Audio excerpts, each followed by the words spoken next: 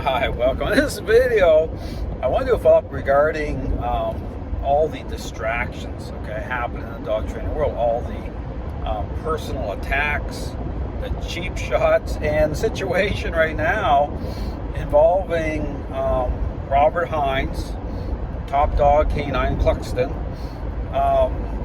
You got, Behavior Society guy. You got other balanced dog trainers like Larry Crone chiming in, calling me a-hole.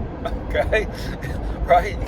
You got all this going on, and I'm just kind of touching on part of it, right? But if you watch all this back and forth, right, it's a great illustration as to the current state of the dog training world. Okay, because again, what I say is pay attention, because through all of this thing, I keep raising the point. You'll keep me bringing up that question, like what are these trainers? How are they establishing? What's the criteria to establish that the perception of dogs are changing within the framework of response? There's that one question that's just going to hang out there the whole time, as these trainers are all over social media, pining for, popularity. They're catering, right, to a certain audience based on dog owners that need help with their dogs. They're exploiting everything, okay, including various relationship dynamics. I talk about that, all for the sake of a agenda. And then if you go through my 6-part series I put out regarding the questions over influence and control, the role of, right, within a process, and I put everything, all the collateral damage stuff on the side, saying, okay, look at all the inherent problems, okay, all symptomatic, okay, of this very popular idea in terms of approaching training as a learning-based exercise and motivating dogs to respond in the middle of a relationship problem, okay, totally just within the framework of superficial response. I talk about that. All the inherent problems by way of the blame shifting on the dogs, all of it's right there. And then look at all the divisiveness. That's symptomatic too. All the personal attacks, right? All the background noise, so to speak, that's happening. So this whole situation involving Robert Hines and and even coming together like frenemies, right? We're going to go after Dale, right? And I'm the only one out there actually asking that question, and none of these trainers can answer. And they're all labeling themselves as experts at the same time. It's so upside down. That's why my series, I called it Flipping the Script, right? Because, it's like a type of identity crisis happening in the dog training world. It's all triggered off. But no one's talking about the source of the problem. Meanwhile, again, the question out there, well, how can you say you even care about dogs if you're not willing, right, to confront what the problem is? Right? And I said this like years ago. I said to myself, not even one dog should take the hit if there's something we're doing wrong as the human. Everything should halt. And see, that's a sign of like real empathy for dogs. So it's just, the dog training world is full of, talking about narcissism. It's like there's no better example of narcissism out of control than the dog training community based on what's being marketed. I'll put out a video going through all the boxes. So all to say, I encourage people, pay attention to what's happening.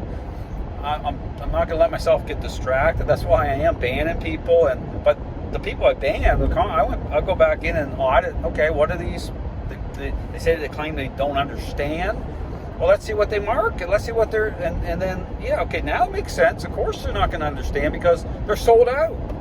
Right? They're just jumping in, throwing treats around, or engaging a relationship problem without even considering the role of influence and control. They're assuming things based on appearances. So, it's just so superficial.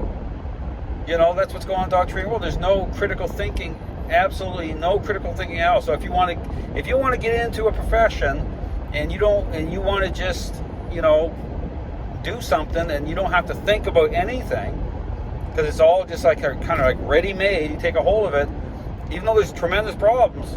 If you want to get in a profession where you don't have to think critically as a individual, become a dog trainer. That's it. Get on social media like these trainers. In fact, create a bunch of fake accounts so you can kind of prop yourself up and act all foolish and go for it. I mean, that's where we're at. Okay, understand that's where we're at. So I'm just like, again, I'm here to help. I help people every day. Find answers. I'm very serious when it comes to helping dogs and owners the right way. But again, I'm moving through. Before I would stop, and this was kind of the pattern with me. I would put up some of my videos and just this firestorm, personal attacks, and I'd be like, this is from a Christian perspective. I'm thinking this is like a stronghold. This is like a spiritual stronghold, because it is. And nothing more than idolatry going on here with these individuals. Ego, just just sheer idolatry. And so I'm like, I just take them down, right? Because here's the point. From the beginning, I knew what I was up against, and I'm going. Even if I have to go my own path, I'm going, because it should be about dogs and owners the right way. And I've continued from like years and years ago. It's always been one dog and owner at the time the right way. That's it. And I've ignored. I've stepped into the dog training world once in a while. Say I'll raise my voice up, but then it's like it's not worth it. It's like, let it come apart. I feel bad. Don't get me wrong. I feel bad for the dogs owners, but it's so massive. Like, the problem is so big, and I hope that the public starts to understand just how corrupt this really is. Because it's so corrupt. It's like saying to myself, I can't do this on my own. Now, I can raise my voice, but I don't want it to be a distraction. Because social media, I mean, I've gotten death threats. From these individuals. I'm like, death threats from people that based on a foundation of corruption. It's crazy. So all to say, I'm moving forward, okay? I'm not taking anything down. For me, it's trying to maintain the right perspective and focus. For me, it's not about getting personal with these individuals. But the Heinz situation that's going on, that's a really great illustration of everything that's wrong with the dog training world. I mean, look at it. So my encouragement to the average dog owner is just pay attention. I mean, if you really care about your dog, I encourage you to think about what I'm saying. Think about what defines the process. I'm here to help people the right way. But the dog training world, there's a reason that it's in the state that it's in. Thanks for watching.